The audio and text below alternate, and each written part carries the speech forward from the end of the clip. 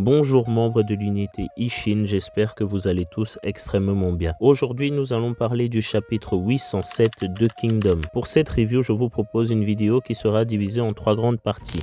Une analyse détaillée du chapitre, un instant théorique captivant et pour finir, une annonce surprise qui, j'en suis sûr, pourrait fortement vous intéresser. Mais avant de plonger dans l'analyse de ce chapitre, je vous invite à liker cette vidéo, ainsi qu'à laisser vos avis et vos théories en commentaire. Ces simples gestes aident énormément le référencement de la chaîne et cela ne vous prendra qu'une petite seconde. De plus, si vous faites partie des 95% de personnes qui regardent les vidéos sans être abonnés, alors n'hésitez pas à vous abonner si vous aimez Kingdom et à activer la cloche de notification pour ne rien manquer des prochaines vidéos et pour m'encourager. Merci beaucoup, c'est parti.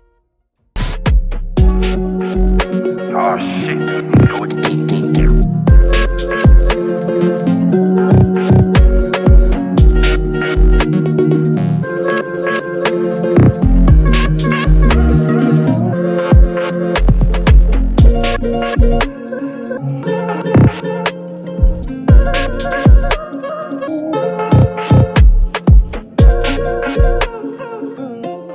Ce chapitre se nomme le château de Nanyō. Il nous ramène où nous nous sommes arrêtés lors du chapitre précédent avec l'arrivée du messager qui annonçait qu'une nouvelle armée de 100 000 hommes était apparue derrière celle du grand général To. Hara nous avait laissé en haleine après ça avec un grand nombre de théories qui avaient vu le jour. Armée du roi, armée de Mogu, armée réduite ou encore les théories du coup du bluff de Kin qui n'aurait envoyé aucune armée derrière celle de To. Hara nous a sorti un chapitre totalement masterclass qui propulsa le nombre de théories à la hausse. Après que le messager ait terminé de transmettre la nouvelle, nous avons les impressions des membres de la cour de Han, le roi, la princesse, le grand général Rakuakan ainsi que le chancelier Shu qui lui était totalement abasourdi par la nouvelle. Selon lui, un simple registre ne permet pas d'avoir une armée aussi importante. Malgré ça, les membres de la cour se demandent si Kin pourrait envoyer encore plus de renforts. Le général Rakuakan pense qu'il est impossible que Kin puisse envoyer encore plus de renforts et faire ainsi gonfler leur effectif. Il pense également que le plus important actuellement est de renforcer les zones autour de Shintai, car Nanyō ne pourra pas résister face à une armée composée de 260 000 hommes. Le chancelier Shu est plutôt d'accord avec lui. Ici, l'auteur nous montre une nouvelle fois l'approche de Han, qui, malgré la pression, réagissent toujours efficacement. Ils ont parfaitement compris que tout se jouera à Shintai, c'est pourquoi ils feront tout pour renforcer la capitale, quitte à perdre les autres villes importantes du royaume, notamment Nanyō. Et on voit ici que Rakuakan est un général de type stratégique puisqu'il comprend vite la situation et réagit assez rapidement en conséquence. Bien qu'il ne se doute pas encore de la supercherie de Kin, cela semble annoncer quelque chose d'intéressant pour la suite.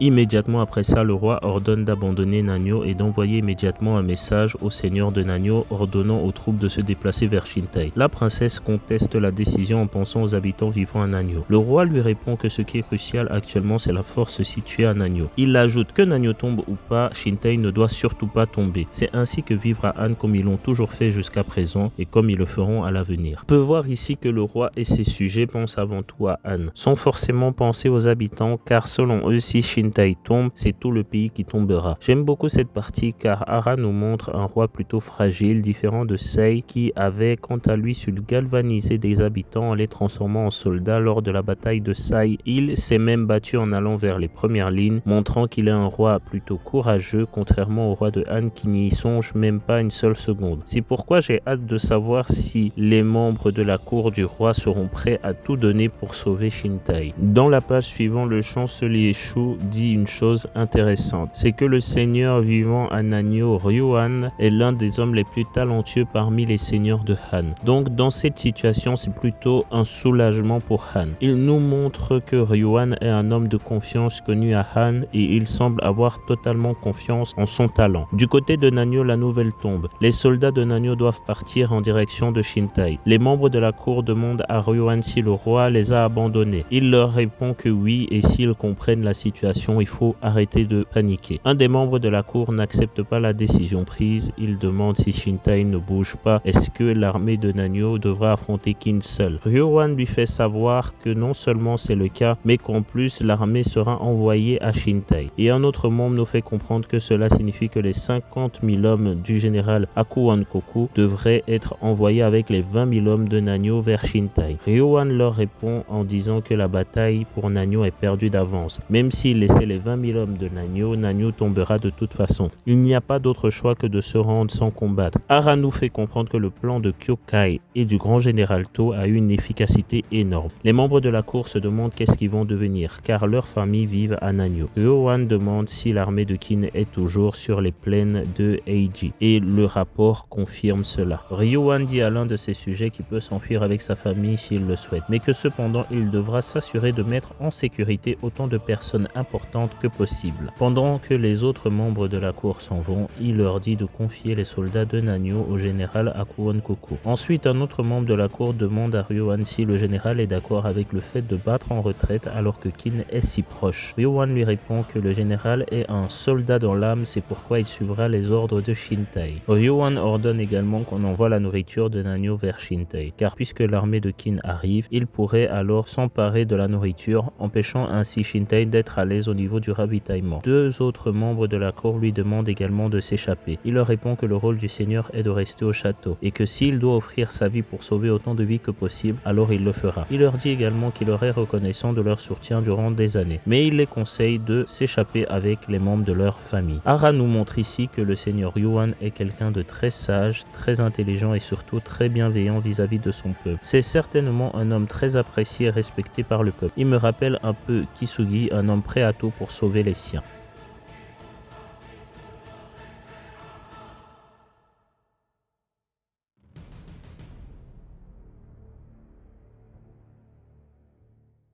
Ryoan monte aux étages supérieurs et arrive à la rencontre des anciens du château de Nanyo. Il leur demande également de s'enfuir, ceux-ci lui répondent qu'ils sont trop vieux et qu'ils vont de toute façon bientôt mourir. Il les remercie en disant qu'il savait que ce jour finirait par arriver. Mais qui aurait pu penser qu'une armée de 260 000 hommes pourrait apparaître soudainement vers Nanyo? Ryoan leur répond qu'il n'aurait pas pu s'attendre à cela. Mais le moment le plus important dans cette page, c'est lorsqu'il mentionne Kanki. L'auteur nous fait clairement comprendre que celui-ci est craint par tous les royaumes. Et cela nous montre une nouvelle fois l'approche de Han qui n'est pas du tout confiant car ils espèrent que tout ne soit pas quelqu'un d'aussi effrayant que Kanki. Ensuite, nous voyons les habitants de Nanyo en train de s'enfuir hors des murs. Puis nous retrouvons l'armée du général Rakuakan qui quitte Nanyo en direction de Shintai comme ordonné par le roi. C'est alors que nous retrouvons l'unité Ishin qui apprennent que les soldats ont quitté le château de Nanyo. Et selon les rapports, ils sont plus de 60 000 hommes. Shin est totalement troublé. Une capitulation sans verser de sang. Ils sont tous surpris et heureux à la fois. Ils pensent avoir gagné sans combattre, sans verser une seule goutte de sang. C'est absolument exceptionnel. Ensuite, nous retrouvons Kyokai qui prend une pause montrant qu'elle est plutôt satisfaite de la situation actuelle. On voit bien qu'elle a été importante dans la confection du plan. Ensuite, un rapport urgent arrive jusqu'au général To.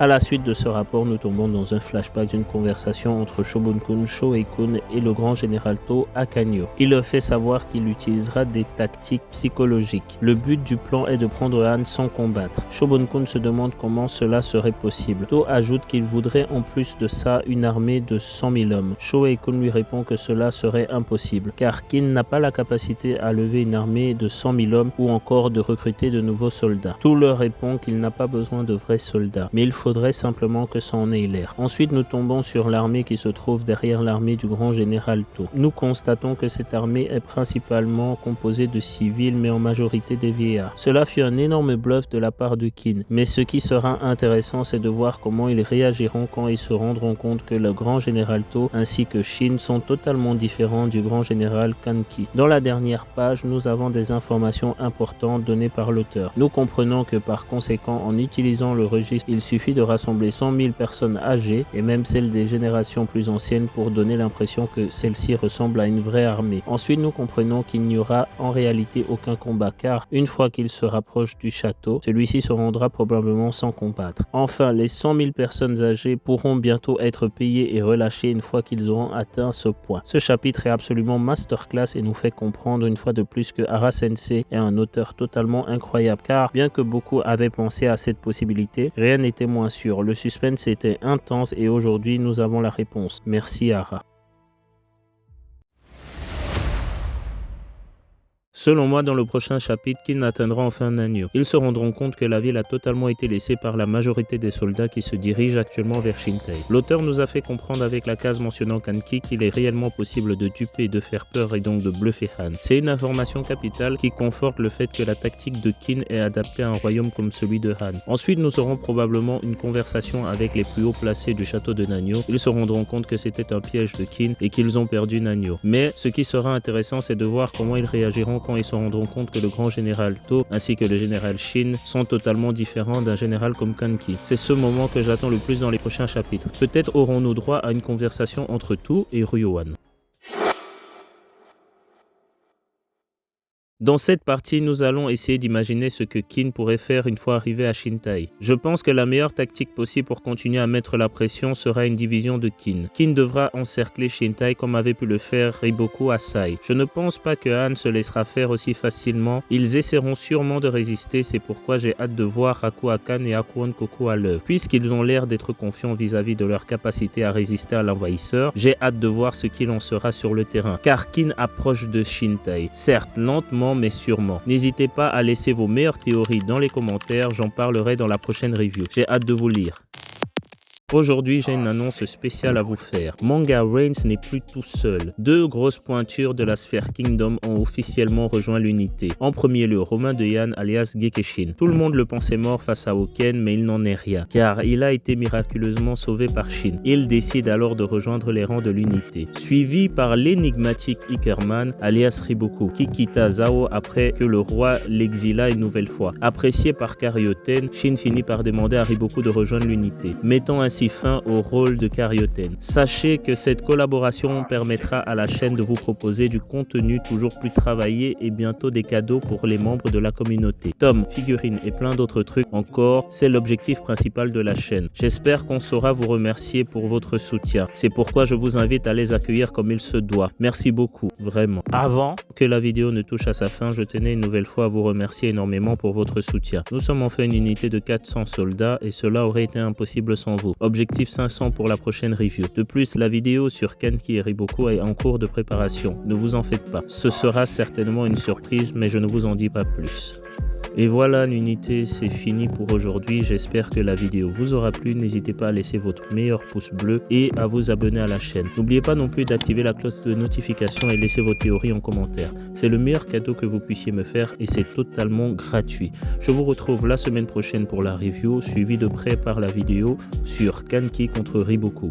A bientôt pour de nouvelles batailles épiques et de nouvelles aventures. C'était Manga Reigns. Ciao.